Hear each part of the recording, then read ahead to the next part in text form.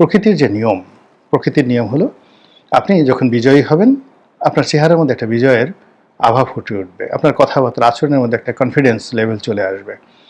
হাজারো বিপদ বিপত্তির মধ্যে আপনি কখনো হতাশ হবেন না, আপনার মুখে চিকচিক করবে হাসি। উদাহরণ দেই, ধরুন শেখ হাসিনার পতনের মাসখানেক আগে ডক্টর মোহাম্মদ ইউনূসের মুখের দিকে তাকান।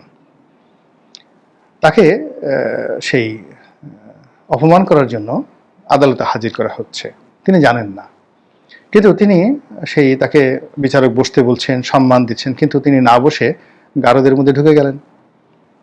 তারপরে ওই যে একটা খাঁচা থাকে, সেই খাঁচার মধ্যে ঢুকে গেলেন, আসামির খাঁচার মধ্যে ঢুকে গেলেন, বিচারক তাকে নিষেধ করলেন, কিন্তু তারপর তিনি শুনলেন না। সেখান থেকে বের হয়ে এসে একেবারে হাসি মুখে, মনে হয় যেন কিছুই ঘটে না, তিনি এটাকে এনজয় করেছেন, একটা গেম হিসেবে, একটা ফান হিসেবে। তিনি কখনো কথা বলেনি নীরবে, এবং শেষের দিকে তিনি কথা বলা শুরু করলেন এবং খুবই কনফিডেন্স সহকারে হাসি মুখে যে কথাগুলো বলছেন, তার জন্য মাত্র 2 মাসের মাথায়, 60 দিনের মাথায় যে এত বড় বিজয় অপেক্ষা করছে, এটা আপনি কি টের পেয়েছেন, বা তিনি নিজে টের পেয়েছেন, বা তার চোখের দিকে তাকিয়ে দেখেন। আর এখন তার চোখের মুখের দিকে তাকিয়ে দেখেন, চুলের দিকে তাকিয়ে দেখেন, আপনি বুঝতে পারবেন তার জন্য কি অপেক্ষা করছে।